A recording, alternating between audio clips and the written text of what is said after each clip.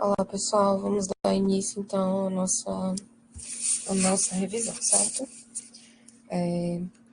Eu adicionei aqui a dominância incompleta.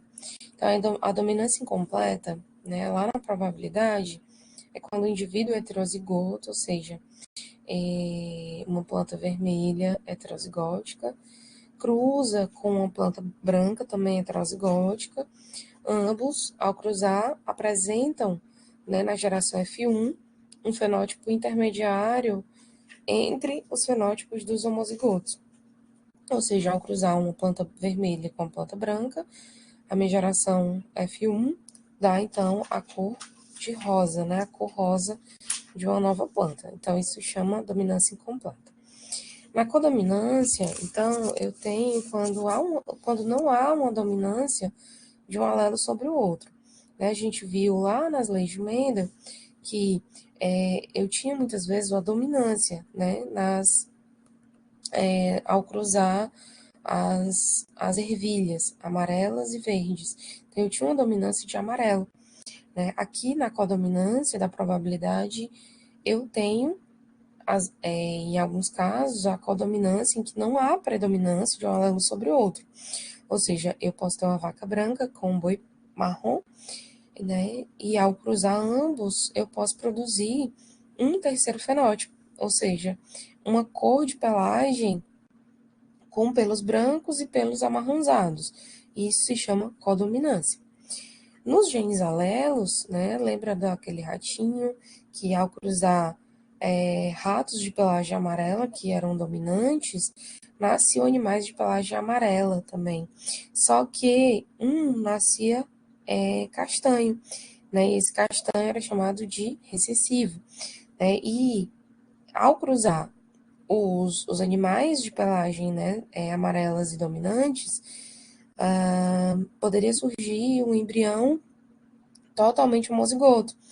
E esse homozigoto, ele não chegava a nascer, e aí morrendo aí na fase embrionária.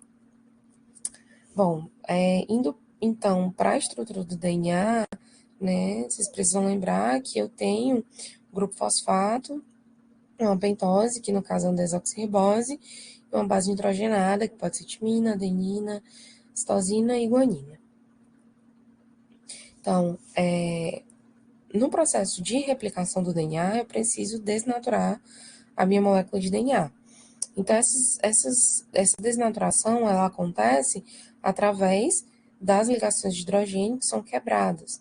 Né? Essas ligações, né, quebradas por desnaturação, elas podem ocorrer pelo calor, pelo excesso de calor, né, temperatura muito alta, pH muito ácido, muito básico, ou concentrações muito baixas de sais. E aí a gente lembra, né, nas nossas aulas, que os pares de base, guanina e citosina, eles são mais difíceis, né, de serem separados, porque eles possuem 3 ligações de hidrogênio, enquanto que timina e adenina, normalmente eles possuem 2 ligações de hidrogênio. Então, são mais difíceis, né, de serem quebradas as guaninas e citosinas. No processo, então, quando nas temperaturas que ocorrem em condições fisiológicas, né, o DNA ele tende a se conservar e a voltar, a renaturar, que é o nosso processo que a gente chama de renaturação, certo? Então, o processo de renaturação, ele acontece de forma fisiológica. Isso quer dizer que a minha dupla fita de DNA, né, ela pode desnaturar, seja por pH, seja pelo calor ou pelas baixas concentrações de sais, mas ela pode voltar, né, ao seu estado normal, né, como dupla hélice. Por quê? Porque acontece que quando ocorre essa desnaturação fisiológica, as minhas fitas, elas tendem a se unirem novamente por complementariedade. Né? Isso acontece porque elas são complementares. Guanina se complementa com citosina, adenina se completa com timina. E aí esse meu processo de renaturação, ele acontece de forma fisiológica. Só que quando a gente fala de replicação, né, quando a gente fala de replicação do DNA, a gente está falando então de um processo fisiológico. Lá na frente a gente vai ver que ao falar sobre a PCR, que é a reação em cadeia da polimerase, ali no processo fisiológico, né, no processo de desnaturação da dupla hélice, então a minha fita ela não volta ao que era antes por conta da alta temperatura. Quando a gente fala então de replicação do DNA lá no núcleo das minhas células, estou falando de uma forma de uma replicação fisiológica, natural. Então a gente precisa lembrar que existem várias enzimas, né, que estão presentes nesse processo. Que enzimas são essas, né? Eu tenho a girase, que ela desenrola a minha fita dupla, a minha helicase, que quebra as ligações de hidrogênio, né? A helicase, ela precisa, né? Ela precisa estar ali para ocorrer a quebra das ligações de hidrogênio, para que a dupla fita ela se quebre e fique fita simples. Aí, em seguida, eu tenho a DNA polimerase, né, que ela adiciona nucleotídeos. Eu tenho o meu primer, que ele vai dar o pontapé inicial. Então, eu preciso de mais ou menos 10 nucleotídeos, 10 nucleotídeos, né, 10 pares de nucleotídeos, para que uma nova síntese ela seja realizada. E aí, em seguida, vem a DNA polimerase na minha cadeia líder, e ela adiciona, né, ela segue o processo do primer que iniciou. E aí, em seguida, na minha cadeia atrasada ou descontínua, eu vou ter fragmentos de Okazaki. Por quê? Porque a minha DNA polimerase, ela só atua no sentido 5' 3'. Já na minha fita descontínua, ela vai de forma totalmente contrária ao 5' 3'.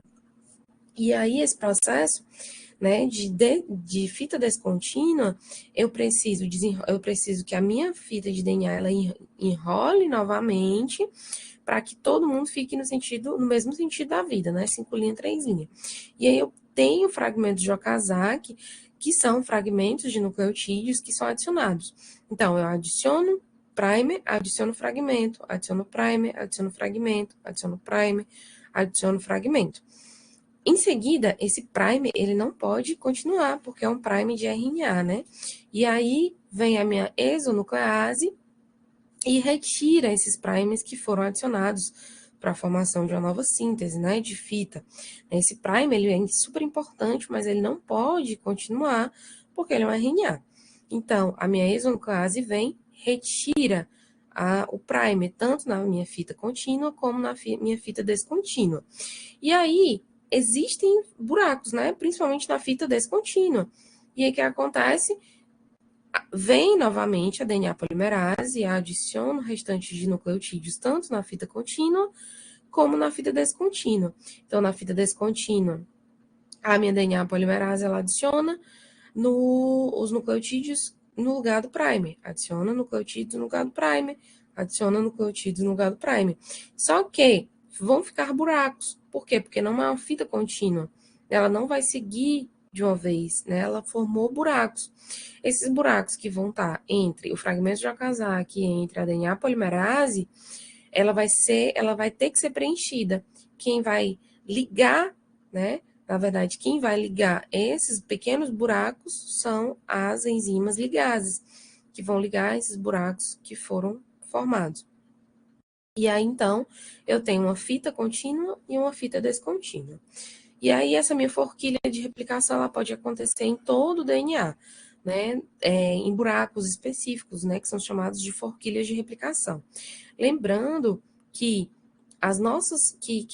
que de forma fisiológica, a minha molécula de DNA ela é desnaturada.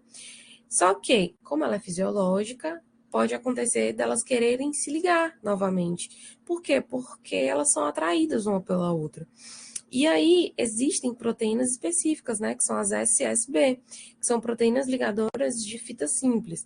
Essas SSB, elas são essenciais para o processo de desnaturação, porque elas não permitem que as fitas simples não se liguem por, por complementariedade. Elas forçam, né? Elas se ligam a essa fita simples e aí elas forçam no ligamento dessa fita, né? E aí acontece justamente essa replicação a partir das SSB. Indo, então, para a estrutura primária, né, do RNA, quando a gente fala de síntese proteica, a gente tem, basicamente, 3 tipos de RNA, o RNA mensageiro, o RNA transportador e o RNA ribossômico. O mensageiro, ele leva a informação genética do núcleo para o citoplasma, até os ribossomos. O transportador, ele transporta o aminoácido até o ribossomo para a síntese proteica. E o ribossomo é a formação do próprio ribossomo. Então, basicamente, a síntese de proteínas, ela se constitui em 2 etapas, né? A transcrição, que acontece ainda no núcleo, que transforma o DNA em RNA. Então, como é que acontece, né? O meu DNA, ele tá ali, dupla fita, então, ele vai ceder uma fita dele para produção de RNA. Então, o meu RNA, ele vai ser formado a partir de uma molécula de DNA, de uma fita de molécula de DNA. Quando esse RNA, a partir da polimerase, ele for começar a ser sintetizado, aquela minha fita que foi cedida lá do DNA, ela volta para complementar a outra fita simples que ficou lá isolada. Então, ela volta ao que era antes. Então, aquele meu DNA que cedeu uma fita, ele volta ao que era antes, e aí ele continua novamente uma dupla hélice. Então, o processo de transcrição, ele acontece ainda no núcleo, né? E aí, através do RNA mensageiro, que leva a informação para o citoplasma. Então, nesse momento, acontece o quê?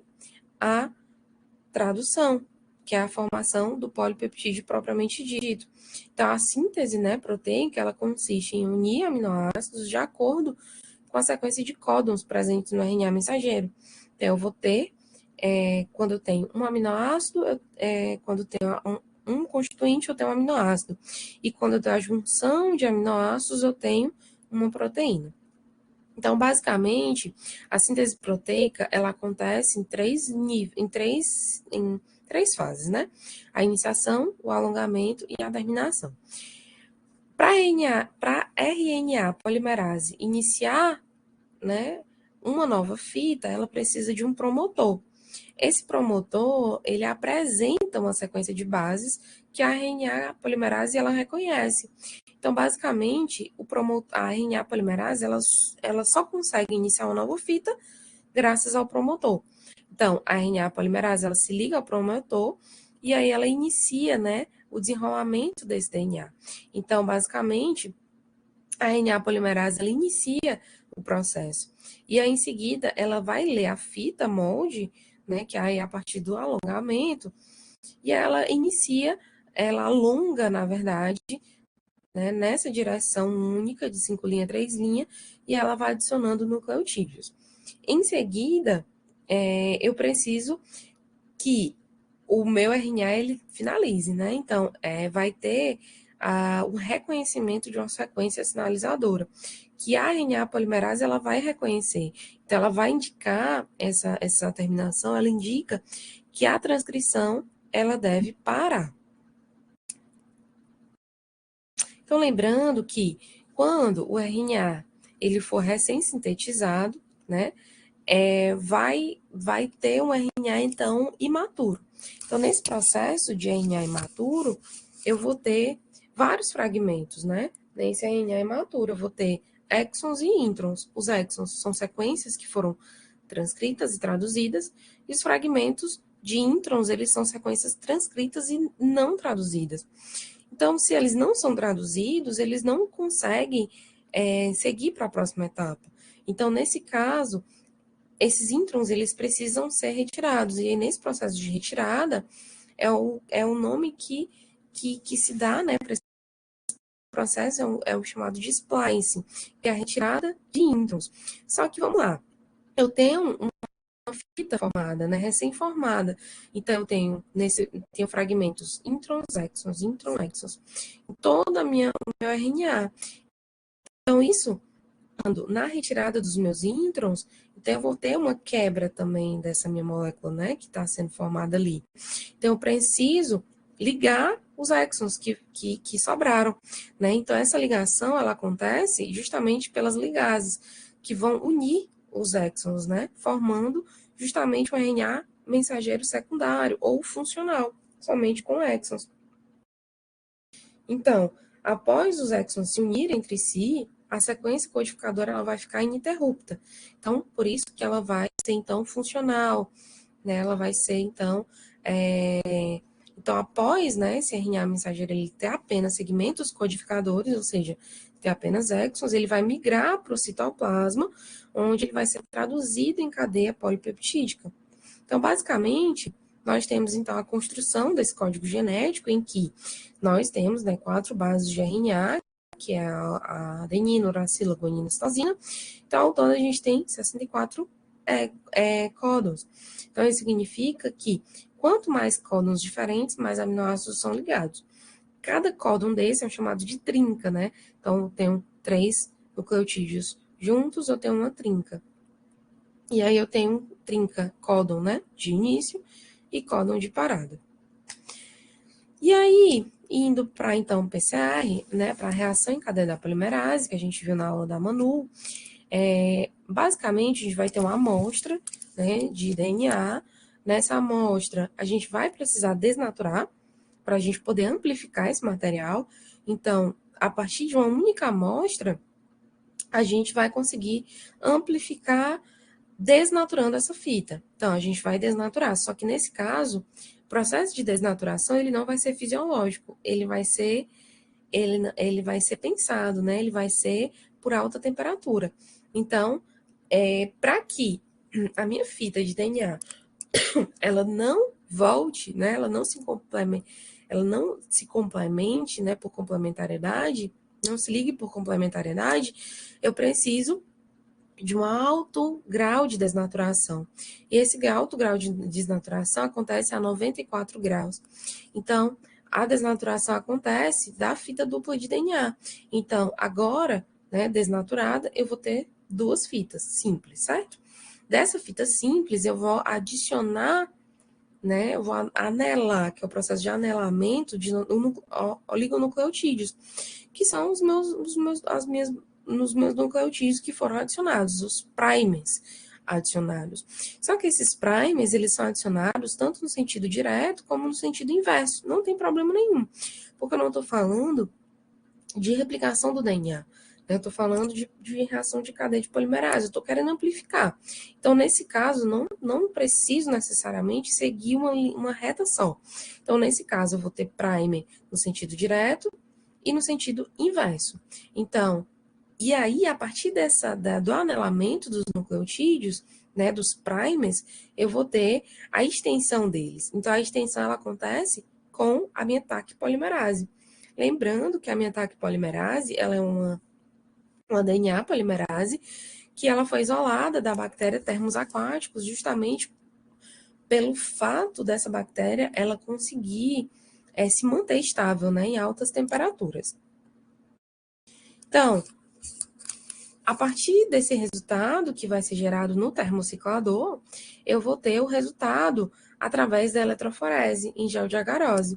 Então, essa eletroforese ela vai me mostrar imagens do gel, né, dessas bandas, mostrando os produtos de PCR obtidos, né, através da luz ultravioleta. Então, a partir do momento que eu tenho a visualização da eletroforese, né, comparando sempre o meu controle com a minha amostra que eu quero, então isso significa que eu consigo visualizar, né, através da eletroforese. Então, só relembrando, eu tenho uma molécula de DNA, e aí dessa molécula de DNA eu vou desnaturar. Esse meu primeiro ciclo, né, de desnaturação, de anelamento, de extensão, ela acontece no primeiro ciclo. Então, todos os ciclos acontecem a mesma coisa, a mesma sequência. Desnaturação, anelamento e extensão. Desnaturação, anelamento e extensão. Isso acontece em torno de 35 ciclos. Então, de uma molécula de DNA, agora eu vou ter 2. De 2, agora eu vou ter 4. De 4 eu vou ter 8. De 8 eu vou ter 16. 16 eu vou ter 32. Então, 32 cópias, mais ou menos, né, daquela minha única amostra de DNA. Então, basicamente, era isso que eu queria falar. Bons estudos e até mais.